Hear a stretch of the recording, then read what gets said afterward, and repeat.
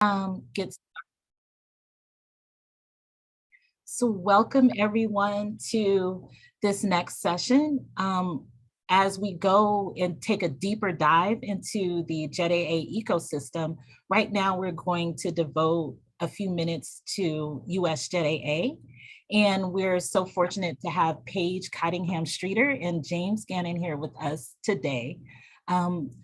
I'm sure you all know and remember them from yesterday's sessions and know of them, but just briefly, Paige Cottingham-Streater is one of the visionaries of USJETAA and serves currently as chair of the USJETAA Board of Directors. She's also the Secretary General of the United States-Japan Conference on Cultural and Educational Exchange, which is COLCON, and Executive Director of the Japan-US Friendship Commission. And in addition, she has promoted exchange between Japan and the US as supervisor of the Mansfield Fellowship Group. And this year we would like to celebrate her in recognition of her contributions to the promotion of people-to-people exchanges and mutual understanding between Japan and the United States. She was conferred the Order of the Rising Sun, gold raised with neck ribbon given to deserving foreign nationals. Then we also have James Gannon. We always call him Jim. He is USJETAA's Vice Chair and Interim Executive Director. He is on the JETAA USA Board of Advisors and was a JETAA board member. A foreign policy expert, Jim also a senior fellow at the Japan Center for International Exchange, and he writes extensively on US-Asia relations, global health, and civil society. So both Paige and Jim are both alumni of the JET program. We appreciate all they've done and continue to do for the community. So just a little flow of the way this session will work. Paige and Jim will just speak. We'll both speak about USJETAA. Please enter your questions into the chat, and as time allows, we will go over those questions. So Paige, the floor is yours. Thank you so much, Valerie. And it's really lovely to be here. And congratulations to all of the CIRs, JET alumni members, and everyone involved in organizing this NatCon. It's really been quite dynamic, informative, and I'm always energized. So I want to just use a few moments to highlight some of the things that were referenced yesterday in the history section. Matt Gillum did a fantastic job walking us through the timeline of the JET ecosystem, and USJETAA is a new addition to that ecosystem. But it was an organization that has sort of been in formation for some time and really grew out of a sense of opportunity and need that converged pretty much at the same time. And so, Jim, if you could go to the next slide, please. We know that the JET alumni community can and has been extremely influential in a variety of ways. And in 2010 and 2011, there were really two strong examples of that. What's referred to as the JET threat was taking place as there was a change in government, and decision makers in the Japanese government, particularly looking at the dollars and cents, were questioning the purpose and the investment of the JET program itself. Many of you know it's a combination of both government to government, or rather public foreign policy, but also public education. And so is it an issue of internationalization? Is it an issue of educating Japanese youth and improving English language proficiency? And so there was a conversation about potentially eliminating the program. Oh, can you go back? I'm sorry. And the JET alumni community really did rally to advocate on behalf of the JET program.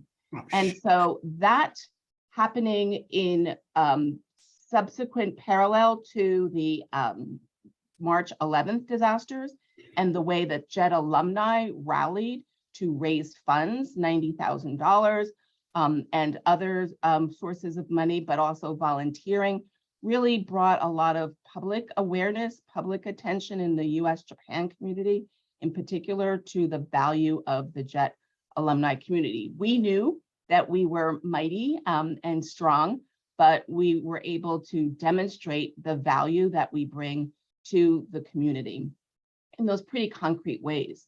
And so CoalCon, so this is happening in parallel with conversations. Now you can go to the next slide after you found that. Sorry. Sorry, the PowerPoint is just taking over for me here. That's all right. If we can land here for a moment. What was happening in parallel is binational dialogue among US and Japanese CoalCon members. CoalCon, as Valerie mentioned, is the Conference on Cultural and Educational Interchange. It's an entity that has been in existence since 1961. Former President Kennedy, former President Ikeda established it to have high-level dialogue to think about and consider where are the areas of opportunity, what are the impediments to people exchange. And over the years, the US and Japanese members have been looking at a whole range of issues of how to maintain and sustain people-to-people exchange between the US and Japan. And over the years, there have been a variety of different issues that they tackled. But it was actually in 2011, 2011, when the CoalCon members actually met and decided, we think that there are a variety of issues that are going to be important to sustaining the US-Japan partnership. Who are the next generation of stewards of that relationship? And so in 2012, when they met for their plenary session, they included in the joint statement an official endorsement for the JET alumni community and the network, and encouraging nationalizing, institutionalizing the JET alumni community so they can be more engaged. But that actually was a wonderful overlay to these other events that had been incrementally occurring to show, yes, JETs are strong, JETs are active, and the JET community itself at its national conference had said, we want to be involved. So there was a mutual agreement and a sense that there's more that can be done than what's already happening at the local chapter level. But the question is, what could that be? In 2011, I became Secretary General of CoalCon, and with that mandate, thought, well, one of the things that we can do is to provide maybe a challenge grant, if you will, to the JET alumni community and say, here's funding. And it was a reasonable amount of money, $5,000, and see what initiative or idea you all can come up with as a community that you think would help to advance this issue of greater engagement. Well, there were a lot of active leaders in chapters who loved the idea, appreciated the opportunity, but to be perfectly honest, a year and a half later, there had been no action taken. And what really, what this demonstrated is the fact that it's not a desire or a sense of will, but really a sense of capacity. We all know we're volunteers. The chapters thrive because of the work of the volunteers. And it's episodic, it's sporadic, it varies from chapter to chapter, region to region, leadership style to leadership style. And so that's where the light bulb went off. Maybe where the focus should lie is on how to build infrastructure, how to build capacity. And so with that idea, taking a step back, I approached the Japan Foundation Center for Global Partnership to secure funding under the auspices of the US-Japan Bridging Foundation, a nonprofit organization, and that's been funded by a variety of different entities. And so as a sort of public-private initiative with funding from the US-Japan Center for Global Partnership, we launched a 3-year feasibility study, the JETAA initiative. And under the leadership of Laura Lukashevsky, it started as a way to conceptualize what is the need. If we build something, what would it look like? Who should be involved? What would the purpose be? And so over the course of several years, Laurel and I attended NatCons. We also conducted a survey and received input and feedback from chapter leaders, from individuals from a special advisory panel. And we had facilitated discussions. Many of you who are on this call now were part of that and may remember being around the table with Mary Jane Atwater, sort of having these conversations and going into breakout sessions to think about, what is the need, what's our mission and purpose to, and what can we do to advance this community. And so the takeaway, the feedback were these items in bold, sort of having a single point of contact, recognizing that there are these 19 chapters and there should be that regional representation and activity, but there should be a place where if another stakeholder or partner in the US-Japan community wanted to be able to access and leverage the JET alumni community, they would know where to go. If there's a returning JET who is unaffiliated at the moment from another chapter, had the sense of wanting to be involved, but not knowing what opportunities are available and where to go, they could also look to an organization such as now the USJETAA Alumni Association. And also information sharing and management. No need to reinvent the wheel, being able to be a repository of best practices and sharing best practices, thinking about branding so that there's an awareness, not only among ourselves, but what JET alumni are, who we are, and what the community is and what we can do. And importantly, having a 501c3 status. And we heard Shannon speak yesterday about New York, and I know there are others, but we wanted to be able to take advantage of the 501c3 status that would make programming more affordable. But we also wanted to be able to share the 501c status with other chapters who might not have it, so that they can enjoy some of the cost-saving benefits of that designation. And then also to create this national database. We know in our heads and in our minds and through chapter lists who might be in our community and who we know and who we remember, but there really hasn't been one central location. The Japanese government doesn't have such a list. I know that Claire has tried to, on its own, create its own repository and directory, but we thought it would be important to institutionalize that. And the community thought it would be valuable to have such a database that we can tap into. And then, of course, programming. A lot of chapters do a number of signature events and programs, but maybe it's possible to share speakers, share resources, offer programming to, again, on a national level, both the individuals and support the chapters in the work that they are already doing.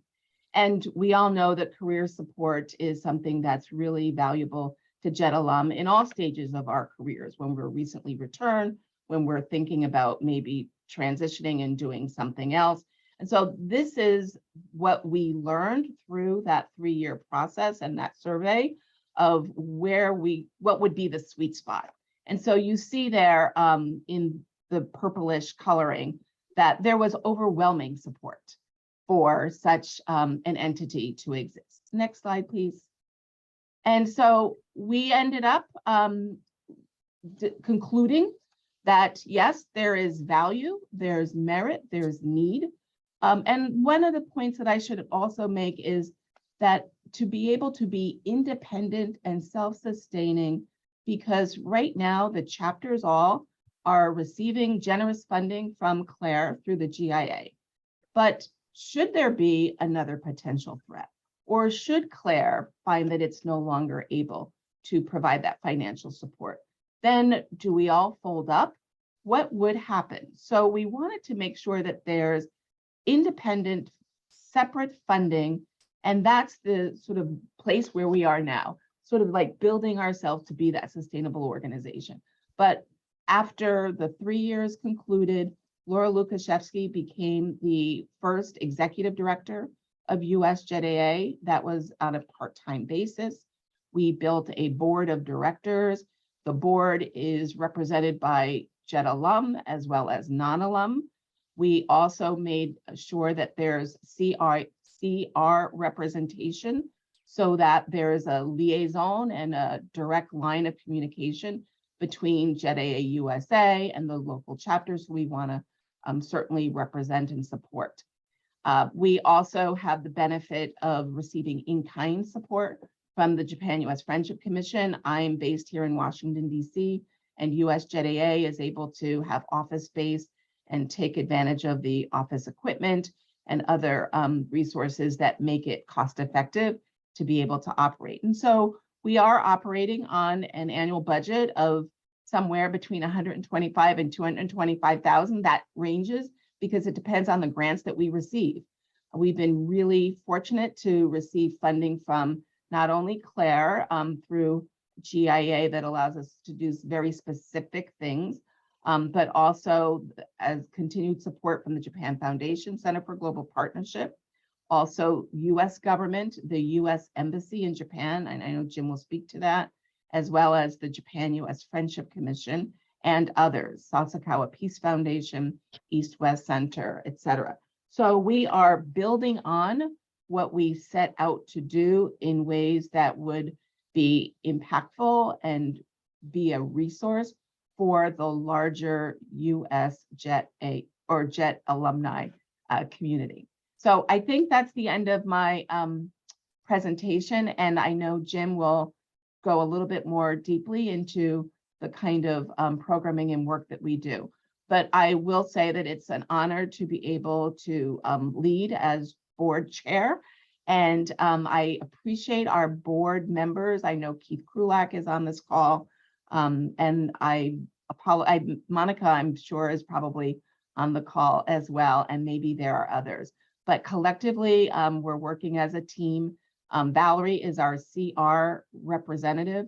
And so the JETAA USA is well represented by her. And we thank all of you for your support. Thank you, Paige. And I'll take the baton from you right now. And thank you, Valerie. As Valerie mentioned, my name's Jim Gannon, and I was in Ehime 1992 to 1994.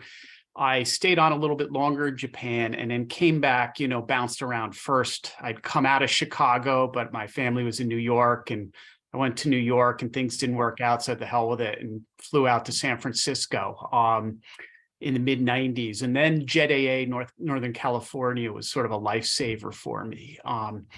But I later moved back to New York for grad school and ended up working on foreign policy issues. And I ran a US-Japan Institute for nearly 20 years, based in New York. And as my career picked up and as my, family, I got married and family got busy, I drifted away from JETAA, and to be honest, I probably hadn't been involved for a number of years. I didn't go to many events, although I was an admirer from afar, until the JET threat, in a sense, in 2009, 2010. It was really Stephen Horowitz and Matt Gillum tracked me down, and Monica Yukmi kind of dragged me in kicking and screaming, because I'd been working with Japanese politicians and senior government leaders.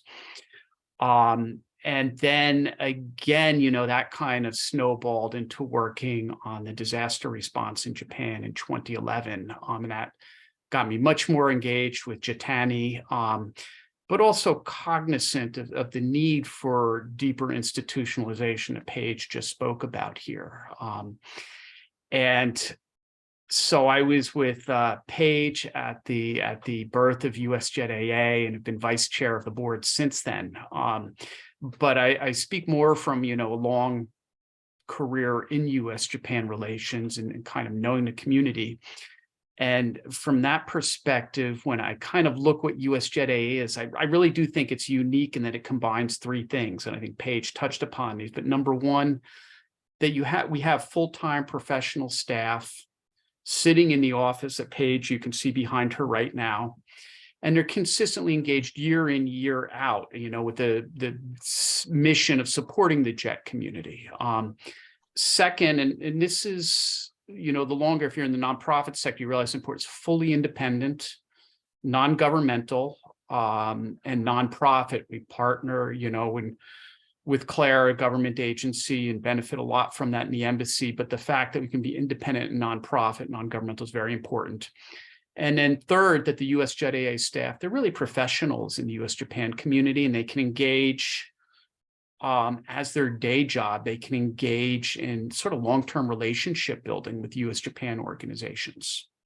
And so combining these three aspects puts USJETAA, I think, in a really unique position to work with JETAA USA, support JETAA USA and the rest of the community. And so based on that, when I think about where USJETAA is in the ecosystem, I really think of 8 fundamental roles. And Paige touched upon these, so I'm not going to go too much in depth, but obviously preserving institutional memory, organizing sort of national level programming. You know, there's a lot of stuff that's happening at the chapter level that you know, it's much better that it happens at the chapter level. There are areas that JETAA USA can do much better than us, but there are national level programming that we can bring to the table that benefits all of us. Also, you know, special initiatives when there's something like the disaster. You know, you need some organization, a secretariat that can mobilize for that. Maintaining national international relationships. So we'll consult frequently with the Japanese embassy, but also the US embassy in Tokyo, maybe the prime minister's office in Japan, the foreign ministry, and then nonprofits around the country as well, and funders. Engaging JET alumni in US-Japan relations, channeling resources to chapters and individuals. I'll get into that a little bit more. And this is an intriguing one that Adam started to touch upon in his presentation, but could be, you know, providing back-end support to the JET community when there's sort of economies of scale. You don't have to have 19 different or 20 different initiatives. If there's a way to have single platform, USJETAA may be poised to help with that. And of course, other support as needed. So I'll just quickly go into what the current programs we do right now. One is channeling resources to the JET community. And I think there was discussion, the bylaws about JETAA DC receiving chapter grants from USJETAA. We typically do 3 or 4 of those a year for chapters to do innovative activities that deal with US-Japan relations. We're also funding current JETs in Japan, you know, in small micro grants, $200, $300, $400, to do these interesting activities in their community or in their school. And that's teaming up with the US Embassy in Tokyo. Second, these national level conferences. I know a lot of you were at the JET 35 alumni reunion. It was about 160 people in Seattle. But there are author webinars that we'll do, and webinars on issues, whether it's on diversity issues, on, you know, common challenges in US-Japan relations, these sort of national level things that, you know, we hope down the road the chapters can use that as content as well. Third here, this has been a big chunk of what we do, and it's, of course, direct response to the wishes expressed, you know, in these years of consultation, you know, through NatCon and other, you know, JET alumni groups, but professional development and career support. There's been a career counseling initiative where we would pay for a career counselor to go one-on-one with different, you know, JETs, both starting out their career and mid-career. Webinars, you know, there's the USJETAA job board that, you know, we try to keep up with the JETWIT job board. A Sasakawa funded project, which is our JETs on Japan policy commentary. And this is one that's focused to try to get, allow, you know, JETs who want to get involved in US-Japan policy to start and get a publication track record, as well as to give some voices to US, you know, to JET alumni. Then a fourth component, and this is much more, you know, I'm in an interim role. I came in March, and I hope to be able to hand off the baton very soon. But traditionally, we've done a lot of support for chapters, and that's, I say interim because that's something that, you know, I've neglected a bit, you know, intentionally while focusing on other areas. But this is both the national, you know, webinars on chapter issues that a lot of you have seen or taken part in.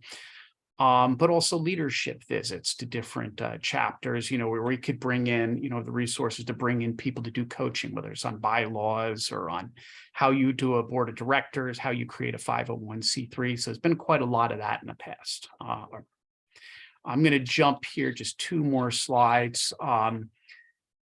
In addition to these, there are other things that USJETAA can do. And actually, I think we are doing a lot of these. One, obviously easing the financial burdens. It's not just about challenging funding to chapters, but there are cases where as a 501c3 organization, we can, make purchases and give sales tax exemptions. So with NatCon, we've teamed up sometimes with the host chapters where we would pay for the hotel space or the hotel rooms, and they get a 6, 8, 10% discount, effectively on the money that they're using so that GIA could get stretched farther. We could play the Robin Hood role, and seek big grants, 20, 30, 50,000 that are beyond the appetite of a particular chapter, and chop them up and then redistribute them, re-grant them to different chapters. Also, obviously accepting donations sometimes is a possibility in the future, as well as currently there's strategic support, in a sense, providing funding to JETAA USA for components of NatCon, like the keynote session last night, providing funding for JETWIT to do its great podcast series. We can do that, often channeling money from donors that, want to help them out, but it's, instead of making $100 or $500 donation, they really have to do it in the $5,000 or $10,000 range.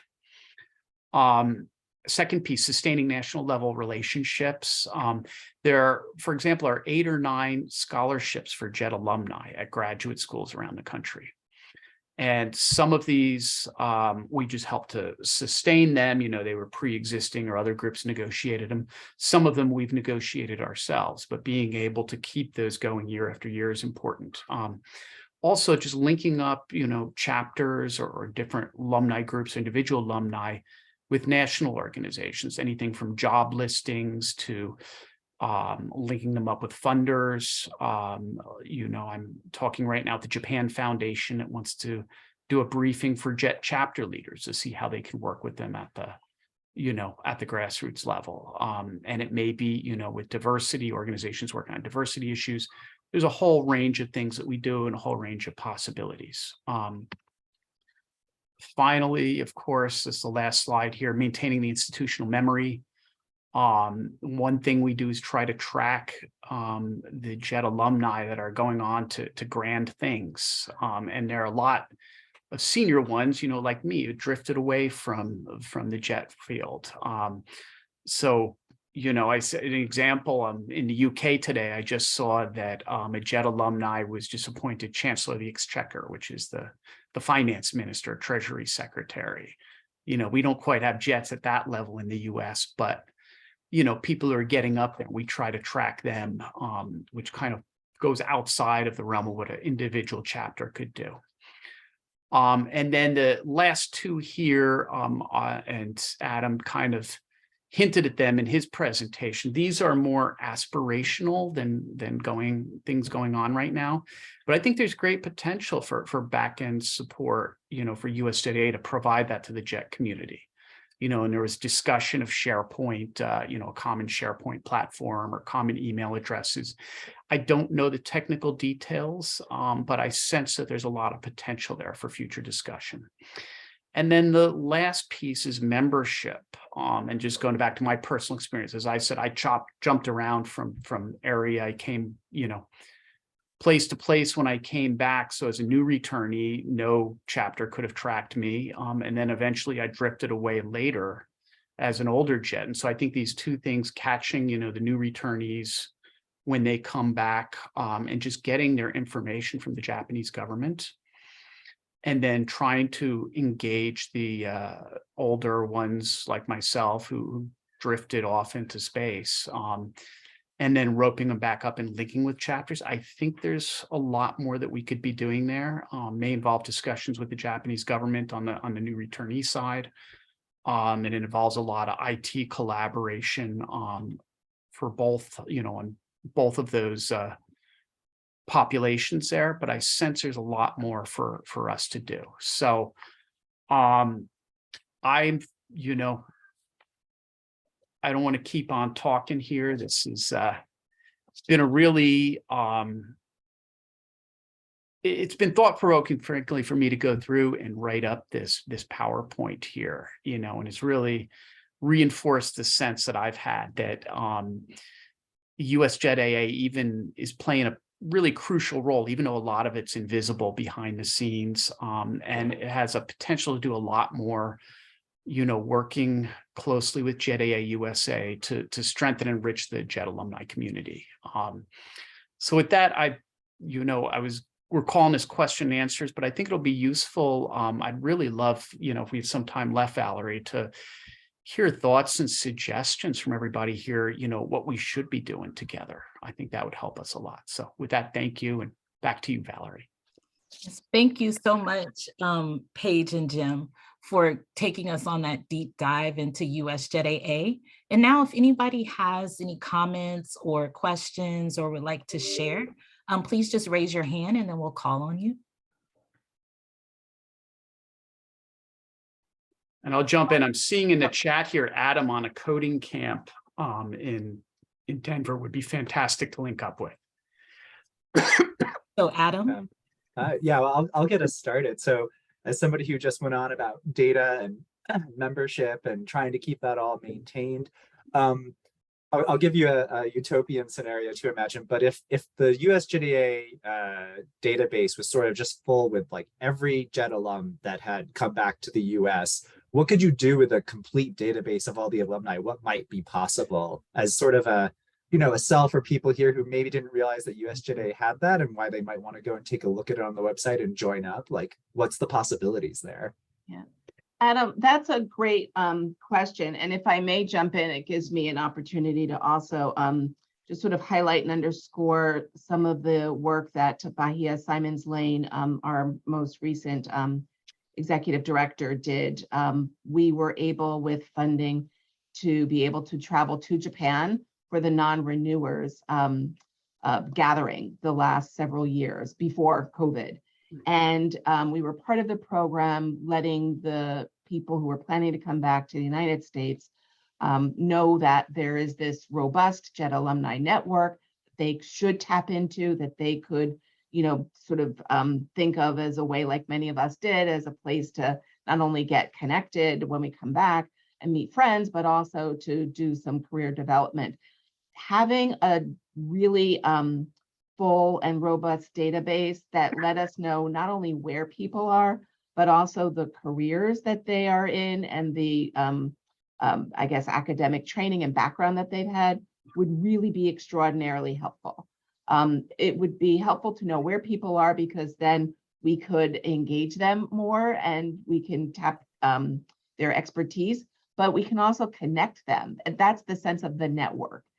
There are people who are interested in, you know, research and becoming librarians, and people who are interested in pursuing a PhD or figuring out what are my options. There are people who are interested in law, but maybe they don't want to actually practice law per se as they understand it to be, or foreign policy, foreign service.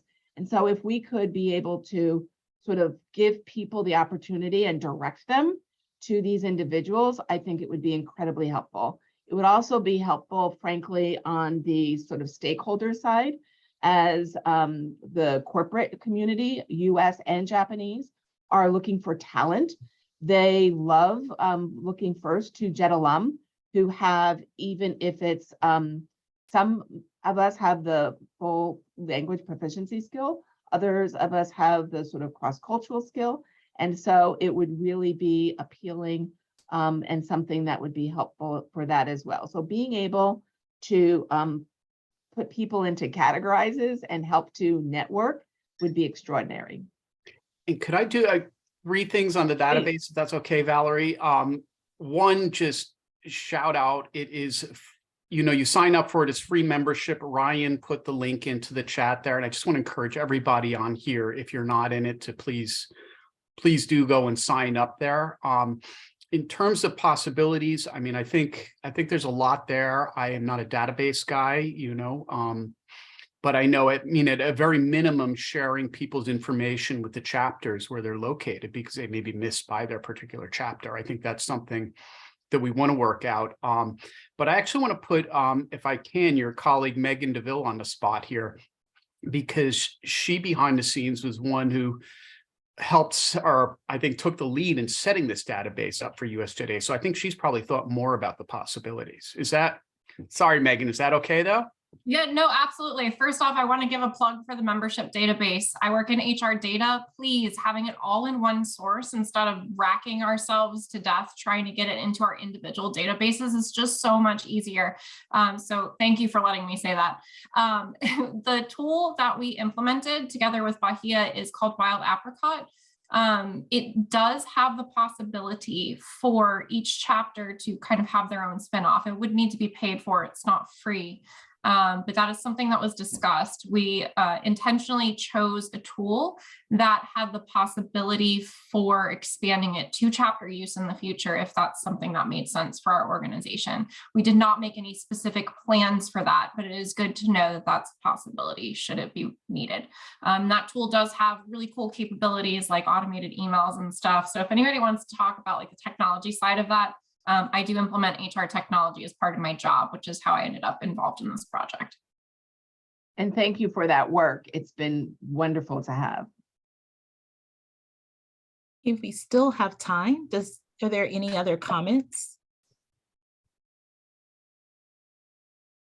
I know I did see one question earlier in the chat. I don't know if it was just put in jest, but thinking about once someone joins USJETAA, are there any, is there any thought of benefits or membership benefits? Someone put in retirement plan.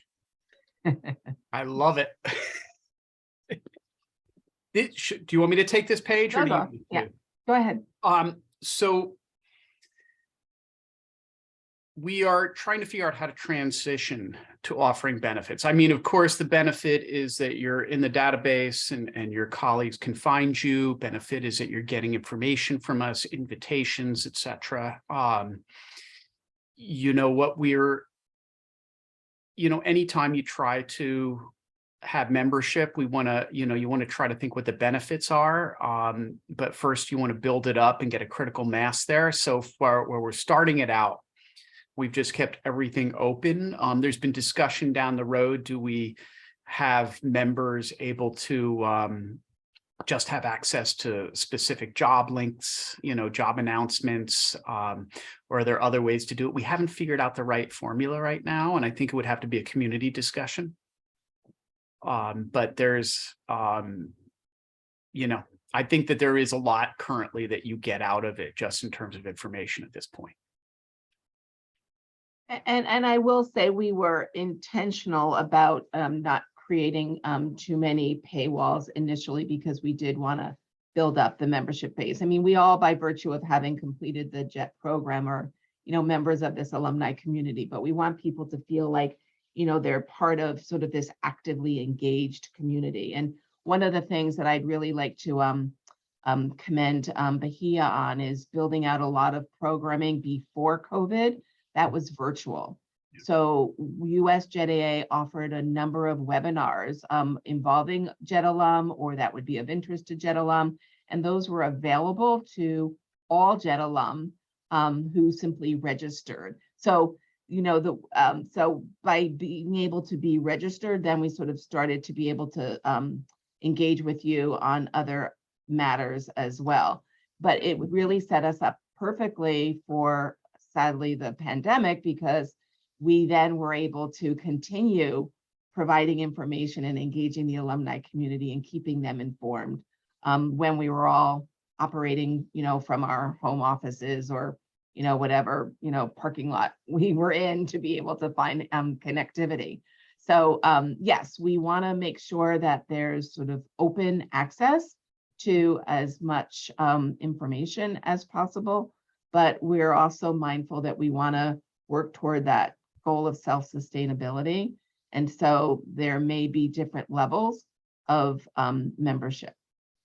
And just to add to that, one thing that we have found, and I mentioned the career resources and professional development, but we were offering, and we hope to offer this in the future, again, career counseling. A professional career counselor specializes in JET.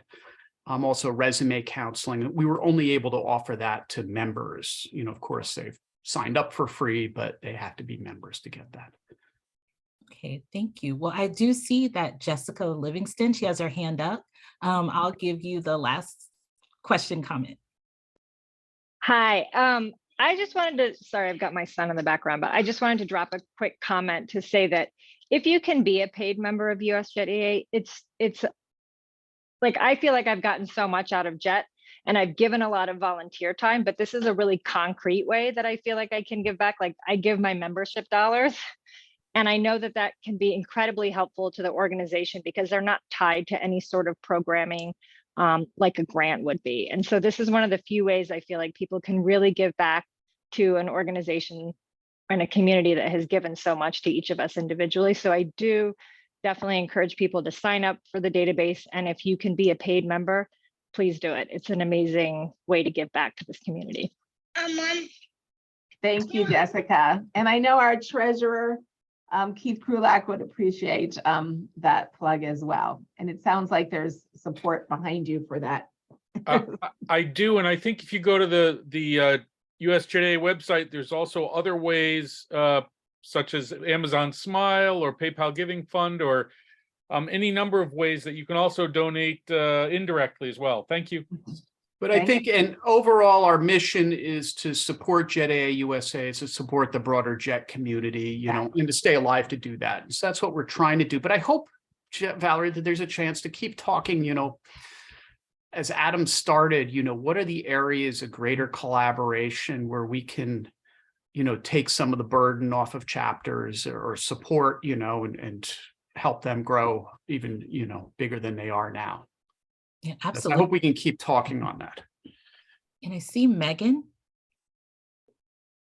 Yeah, I just wanted to make one additional comment. I know in the past year or two, there have been a little bit of a misunderstanding or a concern about the perception that USJETAA is soliciting from our group. And I just wanted to say, like, we're, you know, Jessica and I, because I just wrote basically what Jessica said in the chat, right? We're speaking from a personal level. USJETAA is a super valuable partner to us. They do not see us as cash cows, right? So like, just don't, they're not here in order to solicit money. That is not their purpose. And I really hope that from the history yesterday, from the ecosystem discussion yesterday, and from this presentation today, you can see like they were created by JETs to support JETs, not to take money from JETs. So that's really just a side conversation that helps them do what they do, but they are there to provide us resources whether we donate or not. So I just wanted to clarify that and make sure if anybody is uncomfortable about the solicitation feeling element of this, please, I hate to put you on the spot, Paige and Jim, I'm sure you are absolutely happy to talk to people about that. And me, Adam, and Valerie are also happy to talk to anybody about that might have any concerns. I appreciate that, Megan. And it's, you know, I came at this, I think in our sensibilities were coming from this whole JET threat era. And I don't, you know, you don't want to say it too explicitly sometime, but it's pretty remarkable that Claire through GIA is supporting the JET community. And that's hard to imagine a taxpayer of any democracy continuing to do that in perpetuity. And so part of what our hope was to build up this institution, USJETAA, that can take on more of that burden, to do that over the long run, you know, and channeling resources, not necessarily from Claire, but from other places as well to JETs. So it's thinking, you know, around the corner 10, 20 years in the future, if things don't go the way they do, but, you know, being a professional in the nonprofit sector, you know, that you have to build an institution, you have to invest in it.